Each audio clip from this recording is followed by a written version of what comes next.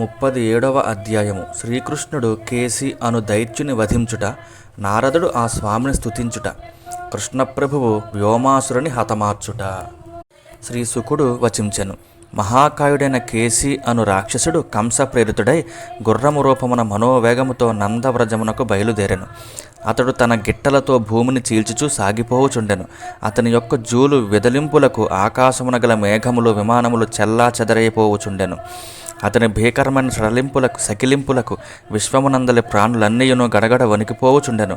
అతని నేత్రములు చాలా విశాలమైనవి. వికృతముగానున్న అతని ముఖము చెట్టు తొర్ర వల్లే కన్పట్టుచుండెను. దృఢమైన మెడగల ఆ కేసి నల్లని ఒక మహామేఘము వల్లే ఒప్పుచుండెను. దుర్మార్గుడైన ఆ రాక్షసుడు శ్రీకృష్ణుని చంపి తన స్వామియగు కంసునకు హితము చేయగోరిన వాడై నందవ్రజమును కంపింపజేయుచు అందు ప్రవేశించెను. అతడ ప్రవేశించిన పిమ్మట గోకులం అంతయును బీతిల్లునట్లు ఆ దైత్యుడు సకిలింపసాగెను. మేఘములన్నీయును క్రిందు మీదగునట్లుగా తన తోకను గిరగిర త్రిప్పసాగెను. అతడు తనతో పోరాడుటకై శ్రీకృష్ణుని కొరకు వెదకుచుండెను. అంతట శ్రీకృష్ణ భగవానుడు సింహము వలె గర్జించుచు ఆ రాక్షసుని ఎదుట నిలిచి అతని యుద్ధమునకు కవ్వించెను. అంతట కేసీ రాక్షసుడు తనను యుద్ధమునకు రచ్చగొట్టుచు ఎదుట నిలిచియున్న శ్రీకృష్ణుని చూచెను. వెంటనే అతడు మిక్కిలి క్రోధోద్రిక్తుడై ఆకాశమును త్రాగుచున్న వాని వలె నోటిని తెరచి ఆ ప్రభువు మీదకి విజృంభించెను.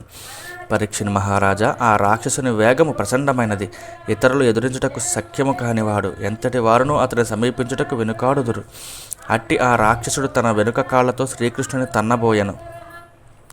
కానీ ఆ స్వామి నేర్పుగా దెబ్బ నుండి తప్పించుకొనెను.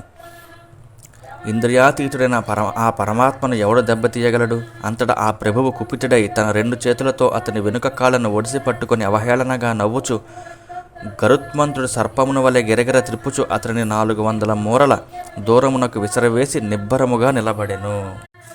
అప్పుడు మూర్ఛితుడయ్యున్న కేసి రాక్షసుడు క్రమముగా తేరుకొని కోపముతో నోరు తెరచి ఆయనను మృంగివేయుటకై పరాక్రమించుచు ముందునకు ఉరికెను. అంతట శ్రీకృష్ణుడు దరహాసమునర్చుచు పామును పుట్టలోనికి పంపినట్లు పొడవైన తన ఎడమ చేతిని నిర్భయముగా అతని నోటిలోనికి జొనిపెను.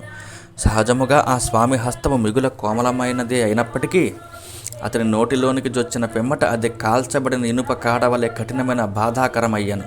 దాని స్పర్శ మాత్రముననే కేసీ రాక్షసుని దంతములన్నీయును ఊడి జలజల రాలిపోయెను.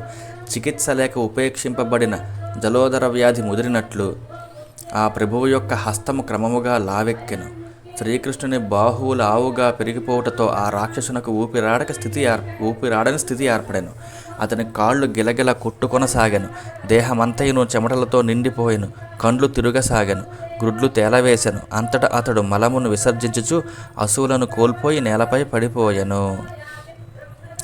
బాగుగా పక్వమైన నూగుదోష పండువలే ప్రాణములు లేని అతని యొక్క పొట్ట పగిలిపోయెను. అంతటా ఆ మహాబాహుడగు శ్రీకృష్ణుడు తన చేతిని అతని నోటి నుండి బయటకు లాగికొనెను.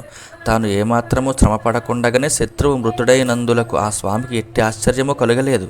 దేవతలు మాత్రము ఆ దృశ్యమును గాంచి మిక్కిలి ఆశ్చర్యమునకు లోనై పూల వర్షమును గురిపించుచు ఆ మహాత్ముని మిగుల కొనియాడిరి. పరీక్షిని మహారాజా, అప్పుడు భాగవతోత్తముడైన నారద మహర్షి అచటికి చేరెను. పిమ్మట ఆ దేవర్షి ఎంతటి క్లిష్ట కార్యములనైనా అవలేలగా సాధింపగల కృష్ణ పరమాత్మతో ఏకాంతమున ఇట్లు వచించెను. కృష్ణ ప్రమేయాత్మన్ యోగేశ జగదీశ్వర వాసుదేవాఖిలావాస సాత్వతాం ప్రవర ప్రభో త్వమాత్మ సర్వభూతానామేకో జ్యోతిరివైధసాం గూఢో గుహాశయ సాక్షి మహాపురుష ఈశ్వర.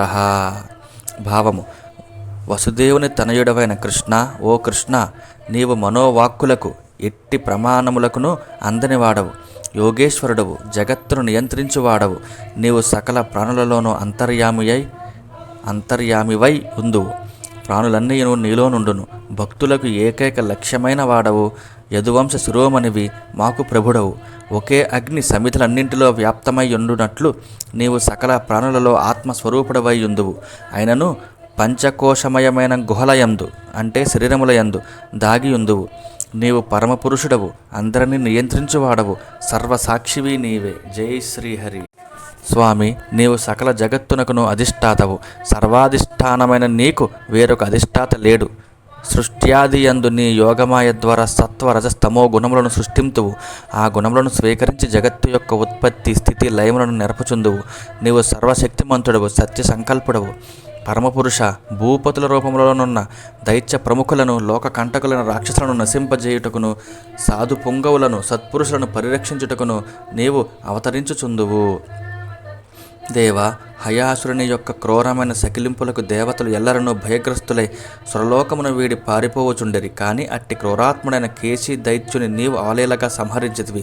ఇది మా అందరికీ ఆనందదాయకము. ప్రభు, ఎల్లుండి త్వరలోనే నీవు చానూరుని, ముష్టుకుని తదితరుల మల్లయోధులను, కోలయాపీడము అను మొదపుటేనుగును, కడకు కంసుని కూడా వధించుట నేను చూచెదను. అనంతరము నీవు శంఖాసురుని, కాలయవనుని, మురాసురుని, నరకాసురుని వధింతువు. పిదప నీవు నందనవనము నుండి పారిజాత వృక్షమును తీసుకుని వచ్చుచుండగా నిన్ను ఎదిరించిన ఇంద్రునకు నీ పరాక్రమమును చవి చూపింతువు. ఇంద్రుని పరాజితుని గావింతువు. కృప, పరాక్రమము, సౌందర్యము మొదలగు నీ గుణములను శుల్కముగా చేసి రాజకన్యలను, నరకాసురుని నిర్బంధములోనున్న రాజకన్యలను వివాహమాడదవు. నృగమహారాజునకు శాప విముక్తిని ప్రసాదింతువు. పరమేశ్వర, నీ మహత్వమును ప్రకటించున్నట్టు ఈ కృత్యములన్నింటినీ నీవు ద్వారకయందు ఉండియే నిరపదువు. జాంబవంతుని జయించి శమంతకమణిని గైకొని అతని అభ్యర్థనపై అతని కూతురగు జాంబవతిని పెండ్లియాడదవు. మృతుడైన బ్రాహ్మణ కుమారుని, అంటే సాందీపని కుమారుని సజీవుని గావించి యమలోకము నుండి తీసుకుని వచ్చి గురుదక్షిణగా సాందీపనికి అప్పగించదవు. పిమ్మట గర్వితుడైన పౌండ్రక వాసుదేవుని వధించదవు. నీ ఎడ ద్వేషభావమును పూని అపరాధమునొచ్చిన కాశీరాజగు సుదక్షునితో పాటు అతని నివాస భూమి అయిన కాశీపురమును కూడా నీ చక్ర ప్రయోగముతో దగ్ధమునర్చెదవు. శ్రీకృష్ణ, ధర్మరాజునచ్చడి రాజసూయ యాగ సందర్భమున శిశుపాలుడు, అంటే చేతి దేశమునకు ప్రభువకు శిశుపాలుడు నీ ఎడ అపరాధము చేయగా అతనిని సంహరించదవు. అట్లే దుష్టుడగు దంతభక్తుడు నిన్ను ఎదిరింపగా అతనిని కూడా నీవు వధించదవు. పరమ పూజ్యుడమైన కృష్ణ, ద్వారకలో నివసించుచునే నీవు ఇంకనూ పరాక్రమోచితములైన పెక్కు ఘనకార్యములను నెరపదవు. వాటిని నేను దర్శించదను. ఈ భూతలమున గల మహాకవులెల్లరనూ మున్ముందు వాటిని ప్రస్తుతింతురు. దేవ, అటు మీదట నీవు కురుక్షేత్ర యుద్ధమున అర్జునునకు రథసారథిగా కాలరూపడవై భూభారమును తొలగించు నిమిత్తమున పెక్కు అక్షౌహిణుల సంఖ్యతో సైన్యములను సంహరింపజేసేదవు. ఆ సంఘటనలను అన్నింటినీ నేను తిలకింతును. షడ్గుణైశ్వర్య సంపన్నుడమైన పురుషోత్తమ, నీవు శుద్ధ జ్ఞానైక స్వరూపుడవు. నిరతిశయానంద స్వాత్మానుభవ నిష్ఠతో సకల ప్రయోజనములను పొందినవాడవు. నీ సంకల్పములు, నీవు ప్రవర్తింపజేసే కార్యములు అన్నియును అమోఘములు. నీ తేజస్సుతో మాయా ప్రవాహములను నివృత్తము చేయుదవు. అట్టి మహిమాన్వితుడవైన నిన్ను శరణజొచ్చెదను. నీవు స్వతంత్రుడవై జగత్తును నియమించదవు. నీ మాయాశక్తి చేత సకల విశేషముల రూపముల సమాహారముకు జగత్తును నీవు కల్పించితివి. ఇప్పుడు ఈ కాలమునందు లీలను ప్రకటించుట కొరకే మానవ రూపమును అవతరించితివి. యదు, వృష్ణి, సాత్వత వంశజులలో నీవు శ్రేష్ఠుడవు. నీకు నేను నమస్కరించుచున్నాను. జై శ్రీహరి. శ్రీ శుకుడు వచించను. భాగవతోత్తముడైన నారద మహాముని కృష్ణ భగవాను దర్శన భాగ్యమునకు సంతోషముతో పులకరించిపోయాను. ఆ మహర్షి ఈ విధముగా పలు రీతుల ప్రస్తుతించి నమస్కరించి ఆ స్వామి ఆజ్ఞ గైకొని స్వస్థానమునకు వెళ్ళిపోయెను. శ్రీకృష్ణ భగవానుడు యుద్ధమున కేసీ రాక్షసుని హతమార్చిన పిమ్మట తనకు మిగుల ప్రీతిపాత్రులైన గోపాలులతో కూడి ఎప్పటి వలె పశుపాలనమునందు నిమగ్నుడాయను. ఆ స్వామి తన అద్భుత లీలలతో వ్రజవాసులకు సుఖములను చేకూర్చుచుండెను. పిమ్మట ఒకనాడు గోపాలుడు శ్రీకృష్ణునితో కూడి అడవికి వెళ్ళిరి. అక్కడ వారు గోవులను మేపుచు ఒక పర్వతము సమీపమున నీలాయన క్రీడలను, అంటే మేకల ఆటలను లేక దాగుడు మూతలాటలను ఆడిరి. ఆ ఆటలలో భాగముగా కొందరు గొర్రెలుగాను, కొందరు గొర్రెల కాపరులుగాను, మరికొందరు ఆరితేరిన దొంగలుగాను నటించుచు ఆ గోపాలురు తమలో తాము నిర్భయముగా క్రీడలు సలుపుచుండిరి. ఆ సమయమున మయుని కుమారుడగు మహామాయావి అయిన వ్యోమాసురుడు గోపాలుని రూపంలో అతడికి వచ్చి వారిలో ఒకడయ్యను. ఆ మహామాయావి ఆ ఆటలలో చోరుడుగా మారి మేకలుగా నటించుచు ఆడుచున్న పెక్కుమంది గోపాలను అపహరించుకుని పోయాను. ఆ మహాసురుడు తాను దొంగిలించుకుని పోయిన గోపాలను అందరినీ క్రమముగా ఒక పర్వత గుహలో దాచి ఆ గుహ ద్వారమును ఒక పెద్ద బండతో మూసివేశాను. చివరకు గోపాలులలో 4-5 మాత్రమే మిగిలిరి. సజ్జనులకు అభయప్రదుడైన శరణ్యుడైన శ్రీకృష్ణుడు అతని దొంగతనమును గమనించెను. పిదప ఆ అసురుడు గోపాలులను దొంగిలించుకుని పోవుచుండగా ఆ స్వామి అతనిని సింహము తోడేలును వలె బలము కొలది గట్టిగా పట్టుకొనెను. అప్పుడు వ్యోమాసురుడు పర్వతతుల్యమైన తన నిజ రూపమును దాల్చెను. ఆ మాయావి మిగుల బలశాలియే అయినను శ్రీకృష్ణుడు గట్టిగా పట్టుకొనుటతో గిలగలలాడుచు ఆ పట్టు నుండి బయటపడుటకు మిక్కిలి పెనుగులాడియు విఫలుడాయెను. అంతట పరాక్రమశాలియకు శ్రీకృష్ణుడు ఆ వ్యోమాసురుని తన 2 చేతులతో బలముగా పట్టుకుని దేవతలందరూ ఆకాశమున ఉండి చూచుచుండగా నేలపై బడవేసి ఒక దుష్ట మృగమును వలె చంపివేశెను.